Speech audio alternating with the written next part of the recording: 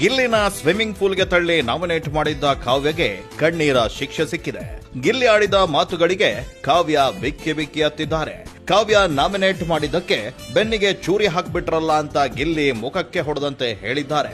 ರೇಗಿಸ್ಬಿಟ್ನಂತೆ, ಅದು ನಾಮಿನೇಷನ್ಗೆ ರೀಸನ್ ಅಂತೆ. ನಾನು ಜಂಟಿಯಾಗಿ ಹೋಗಬಾರ್ದಿತ್ತು, ಫಸ್ಟ್ ನಾನು ಅಲ್ಲೇ ತಪ್ಪು ಮಾಡಿದ್ದು. ನಿಜವಾಗ್ಲೂ ಸ್ಪಂದನ ಲಕ್ಕಿ ಅಲ್ಲ, ನೀವು ಲಕ್ಕಿ ಅಂತ ನಾನು ಈಗ್ಲೂ ಹೇಳ್ತೀನಿ. ಕಾವ್ಯಗೆ ನೀವು ಫ್ರೀ ಪ್ರಾಡಕ್ಟ್ ಅಂತ ಗಿಲ್ಲಿ ಚುಚ್ಚು ಮಾತುಗಳನ್ನ ಆಡಿದ್ದಾರೆ. ಇದರಿಂದ ಕಾವ್ಯ ಬೇಸರಗೊಂಡಿದ್ದಾರೆ. ಇವತ್ತು ಅವನು ಹೇಳಿದ್ದನ್ನ ನನ್ನಿಂದ ತೆಗೆದುಕೊಳ್ಳಲು ಆಗ್ತಾ ಇಲ್ಲ ಅಂತ ಹೇಳಿ ಕಾವ್ಯ ಕಣ್ಣೀರು ಸುರಿಸಿದ್ದಾರೆ. ಆದ್ರೆ ಗಿಲ್ಲಿ ಇದನ್ನೆಲ್ಲ ಮಾಡಿದ್ದು ಒಲ್ಲದ ಮನಸ್ಸಿನಿಂದ. ನಿನ್ನೆ ವಿಲನ್ ಗಿಲ್ಲಿ ಹಾಗೂ ಅಶ್ವಿನಿ ಗೌಡಗೆ ಸೀಕ್ರೆಟ್ ಟಾಸ್ಕ್ ಅನ್ನ ಕೊಟ್ಟಿದ್ರು. ಆ ಟಾಸ್ಕ್ ನ ಅನ್ವಯ ಕಾವ್ಯಗೆ ಗಿಲ್ಲಿ ಕಣ್ಣೀರನ್ನ ಹಾಕಿಸಿದ್ದಾರೆ. ಸೀಕ್ರೆಟ್ ಡೀಲ್ ನ ನೀವು ಸಕ್ಸಸ್ಫುಲ್ ಆಗಿ ಕಂಪ್ಲೀಟ್ ಮಾಡಿದ್ರೆ ನಿಮ್ಮಿಬ್ಬರನ್ನ ಈ ವಾರದ ಕ್ಯಾಪ್ಟನ್ಸಿ ರೇಸ್ಗೆ ಡೈರೆಕ್ಟ್ ಎಂಟ್ರಿ ಕೊಡಿಸ್ತೀನಿ ಅಂತ ಹೇಳಿದ್ರು. ಅದರಂತೆ ಗಿಲ್ಲಿ ಕಾವ್ಯ ಕಣ್ಣಲ್ಲಿ ನೀರು ತರಿಸಿ ಟಾಸ್ಕ್ ಅನ್ನ